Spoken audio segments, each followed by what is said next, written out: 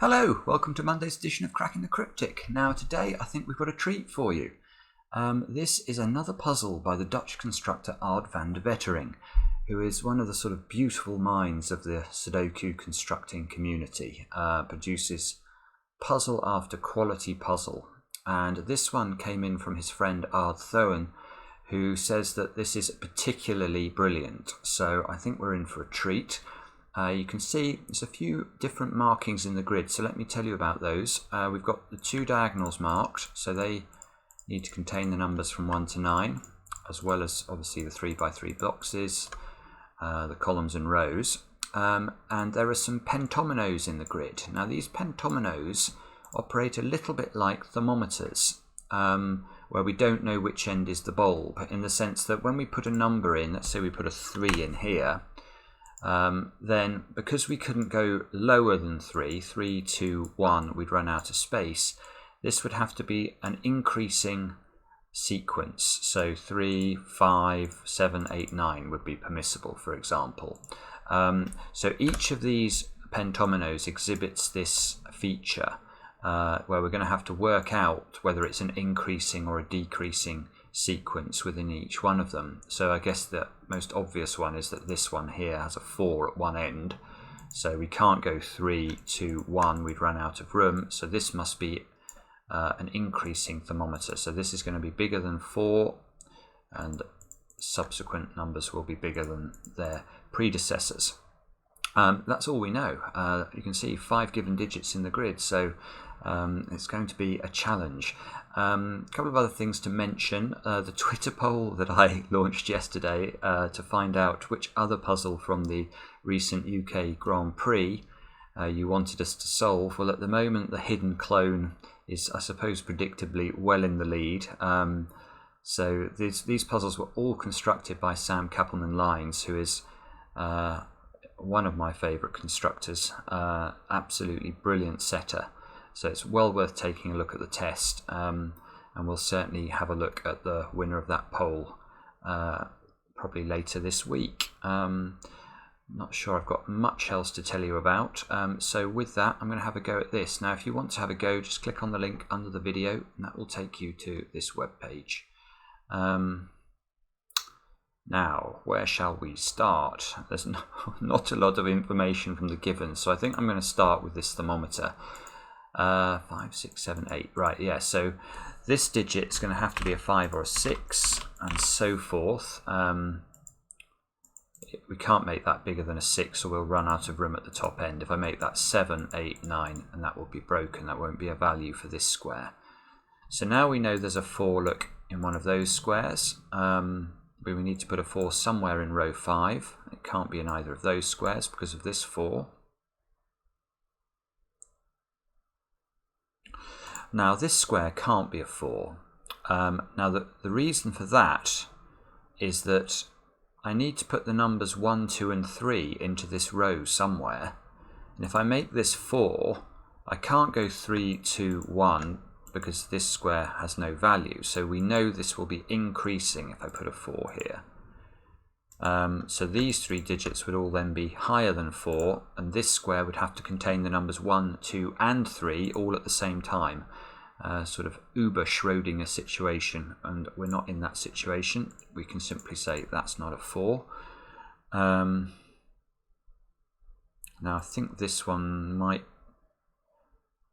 Oh no, maybe this one can't be a 4 either. No, this one can't be a 4 either. Let's look at that. Let's put 4 in here.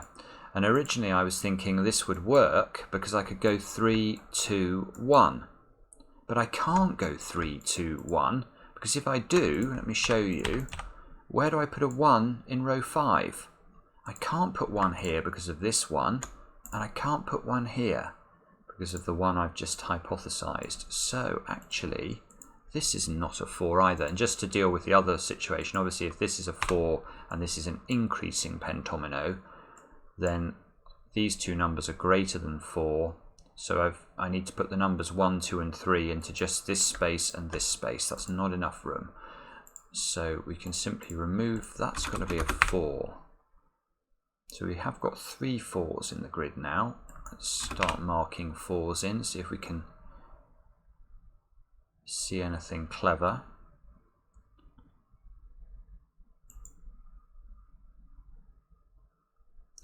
Right, actually no, we can do more work on this pentomino though. I nearly said thermometer then. So we know we need the numbers 1, 2 and 3 in the row. So these two squares cannot be higher than 4. That's not going to give enough room for the 1, 2 and the 3. So this square is higher than 4, this square is higher than 4, and these two squares are lower than 4. Now there's only 3 digits lower than 4. And this square, look, can't be a 1 because of the 1 here. So this is going to have to be a 2. This has to be a 3. There's only one place a 1 can go now in the row. This square can be lots of things. That can be anything up to 8. This square has to be bigger than 5, so that can be a combination as well. But now there's only one place a 9 can go in the central row, so we get another digit.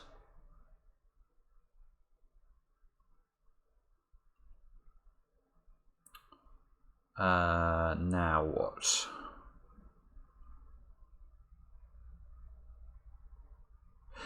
This 1, yes, that's useful because of this shape here.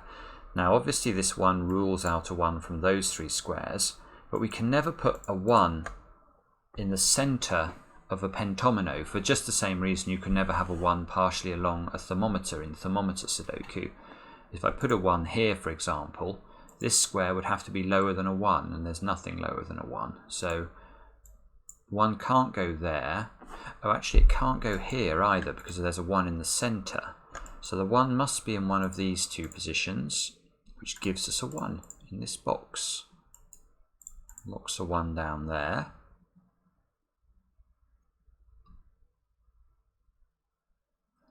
The 8 now is forced into one of those two squares, which means there's an... now that's interesting as well.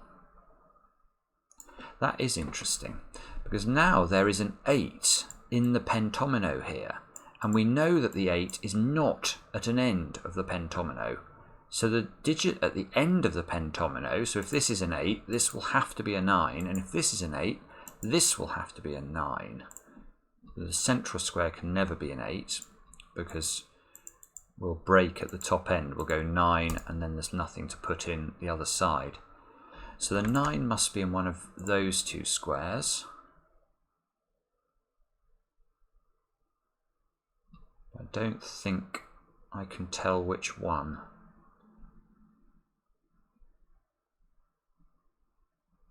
But that 9 works the same way as this 1. Look at this 9 here on this shape. It's the same shape, which is presumably deliberate. So no 9's in there, no 9's in there because they'd be in the centre of a pentomino, the central 3 cells of the pentomino. So the 9 must be in one of those 3 squares. And that means there's a 9 here, because we can't put a 9 in the centre of a pentomino again. And that means that's not a 9. Oh yes, this is good now. So this is the 9. It must be next to an 8. I can't put the 8 down here because we couldn't put any digits between the 8 and the 9 then. And that must be a 1, resolving our pencil marks. So we are making progress. So there's a 9 in one of those 3 squares.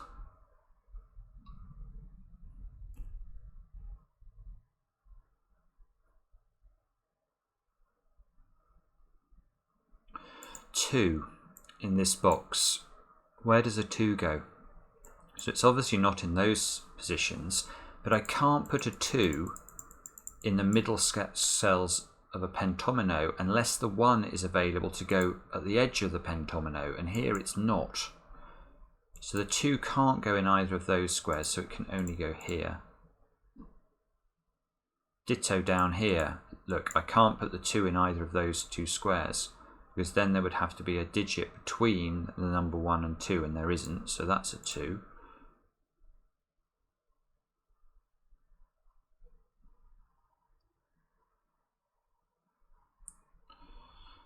The 3 must be over there, so the 3 is down here.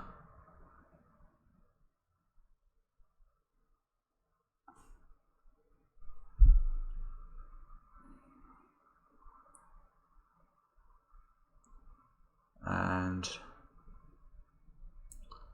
now I'm stuck again.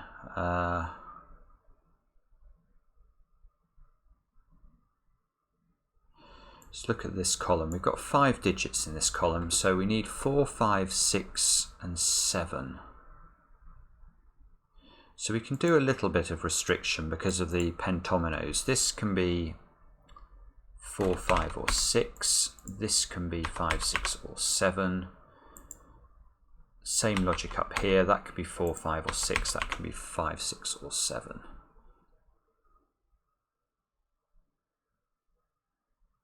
This one can't be a 4, because if it's a 4, that one would have to be a 2 or a 3. And it can't be. It can't be a 2 and it can't be a 3 because of our pencil marking. So that is not 4, so this is not 5.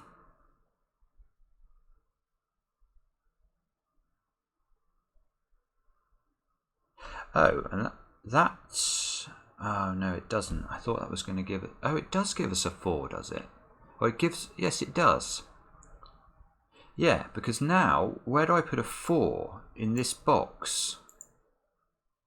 I can't put one here.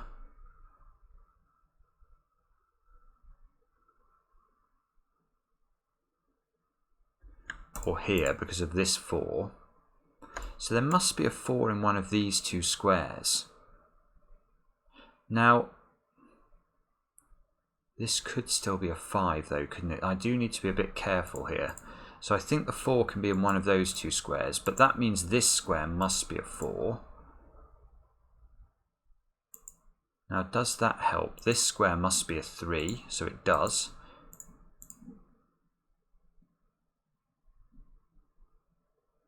These 2 squares are 5, 6 and 7. I wonder if the diagonal tells us anything now.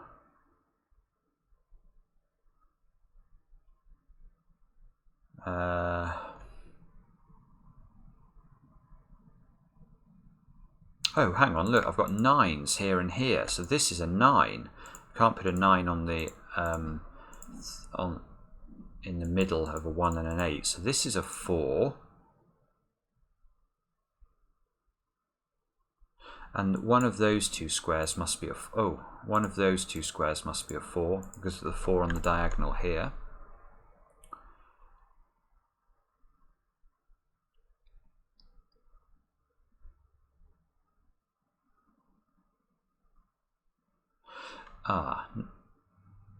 Yeah, okay. Now look, we've got a 1 and a 2 here. So we now know the order. Well, not the order. We know that this is an increasing pentomino. Because if I make either of... Well, I can't make this square 4 and go backwards, because 3, 2, 1, and there would be nothing in here. I can't make this one 4, because 3, 2, 1, and we'd have clashes with the 1s and the 2s. So whichever one of these is a 4, we then have to increase. So 4, 5, 6, 7, 8, 4.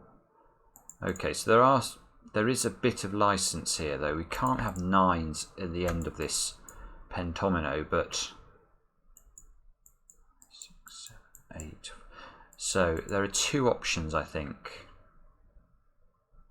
So this square can be 5 or 6. This square can be 6 or 7. That square can be 7 or 8.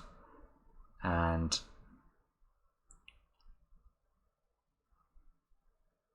this square must be 4 or 5.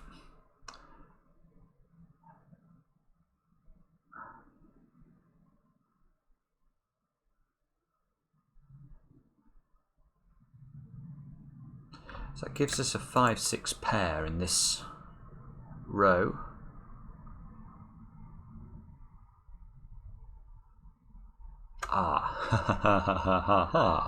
Yes, that does give us a 5, 6 pair in that row, quite suspiciously, both on the diagonals. So, what do we do with that? Well, we immediately fly up to this square, look. Oh, this is gorgeous. What a gorgeous idea. Now, let's look at this square and ask ourselves about its value. So obviously, well not obviously, I don't think it's that obvious, but if you've done a few diagonal Sudokus, you may be familiar with this trick. There's no way this square can be a 5 or a 6. Let me show you why. If I try a 5, this square now can't be a 5 and would have to be a 6, and this square can't be a 5 because it's on the diagonal and would have to be a 6. So we'd have a repeated 6 in the row. Now obviously the same logic works in exactly the same way. If I make this a 6, I'm going to get repeated 5s. So this is not a 5 or a 6 and must be a 7. So now these two squares are going to have to be, what's that going to be, 7 and 8. And these two squares are going to be 5 and 6. So these two squares are going to have to be 3 and 7.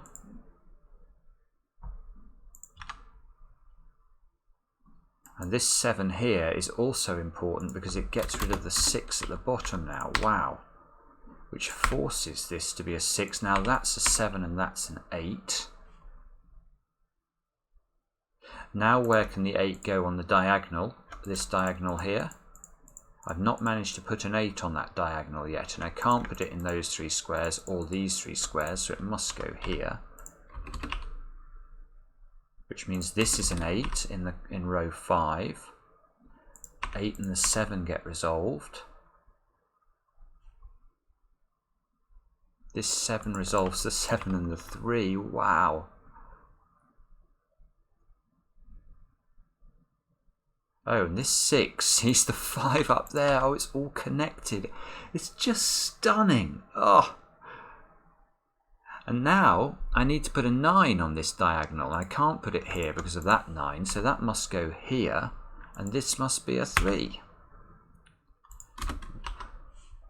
These two squares have got to be 5 and 6 to complete the row.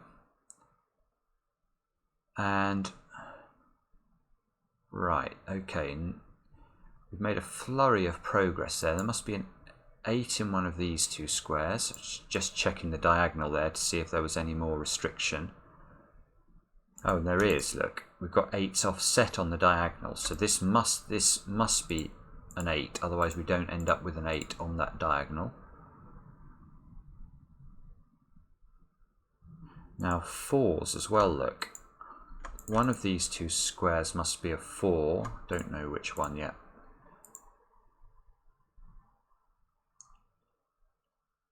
Two, 4, 5. Ah, now also we've got a 5 here now. So let's look at this box and ask where the 5 can go. Now in theory you might say it's one of 2 positions. But this, I can't put the 5 here because if I do, this square would have to be a 4. And this pentomino would not run in a continuous order. So this must be the 5. This must be the 4. These two squares must be 1 and 2. Oh dear, I didn't mean to do that.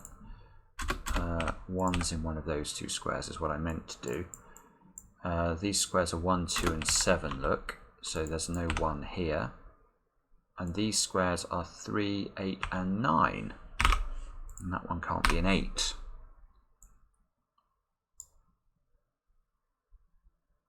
And okay, so what do we do next? Oh, right, 1s. Look at these two 1s here and this box. So there can't be 1s in those squares or those squares. Now that's important because it means that the 1 is on the pentomino. Now once the 1 is on the pentomino, we know it must be in an extreme position. So it's in one of these two squares. Now here, in 2 different 3x3 blocks, I've locked the 1 into column 7 and column 9. So I need to work out where I'm going to put a 1 in column 8 here. So it can't go in those squares, it can't go here, it can only go there. So it gives us another digit. Now these 3 squares have got to be 2, 3 and 4, look. Can we do anything about any of those?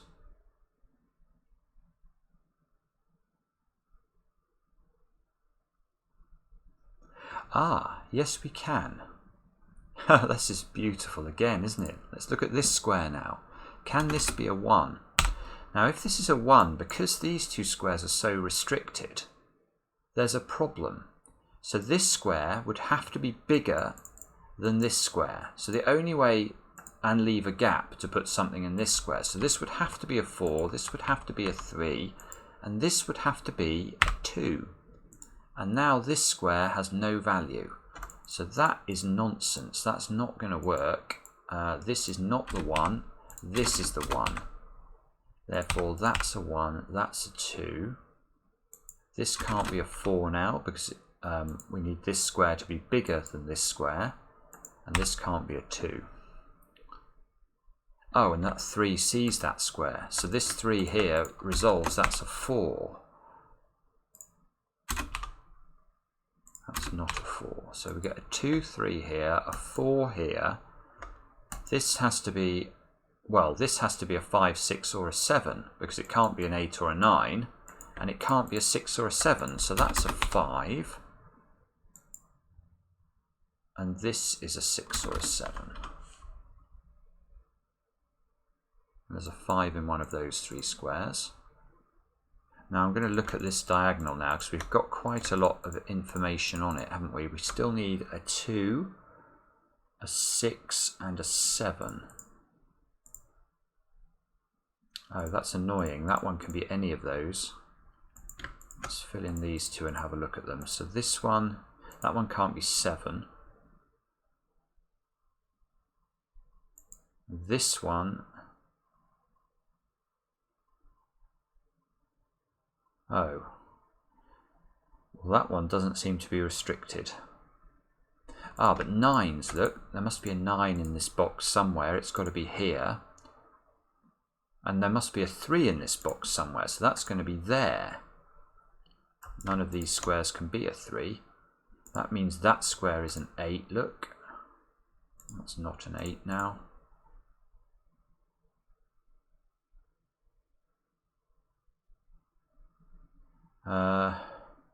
That's not a 9 now. So we still need 2, 5, 6, 7 to complete this. So this can be 5, 6 or 7. That one can only be a 2. There's a 5, 6 and a 7 in the row already. That's nice. That gives us a 7 down here as well. So that can't be 7 anymore. This has to be... Ah, and in fact, we're going to be able to complete column 5 now. With this being a 5 or a 6, this must be a 5 or a 6, and we have a 5 there already. So that is a 6, that's a 5. And now, these 6s are lovely. Look, that gives us a 6 here. Oh, yes. And now, you can see there must be a 6 in one of these two squares. We know there's a 6 on this diagonal somewhere, and these are the only 2 places it can be. But if I say that, what does this square have to be now? It can't be a 6 anymore. That's going to be a 5. This is going to be a 7. And now, 7, 7, this is a 7. Oh, actually, this is now a 6. This is a 7. Wow, okay, so, and oh yeah, and now look, if we look at this row, this has got to be a 2, 5 or a 6, and there's a 5 and a 6 there, so that's a 2, that's a 3, that's a 2. This is a 6, this is a 2, this is a 6, this is a 5, and I think actually we've cracked this, haven't we? What a beautiful puzzle, as always, from Aad. And gives us the 1, gives us the 4. Now this square's got to be a 3, that fixes the 3 and the 9 at the bottom, that fixes the 9 here, look. Let's not miss out what we've got to do on this side. That's got to be a 4, that's got to be a 5. If I haven't made a mistake, this square should be a 3. That's got to be an 8. And I think that square should be a 7. Looks complete, let's check. Looks good. Fantastic. As always from Aad Van De Wetering, just a top quality Sudoku. I do hope you enjoyed it. Let us know in the comments, and we'll be back tomorrow with another edition of Cracking the Cryptic.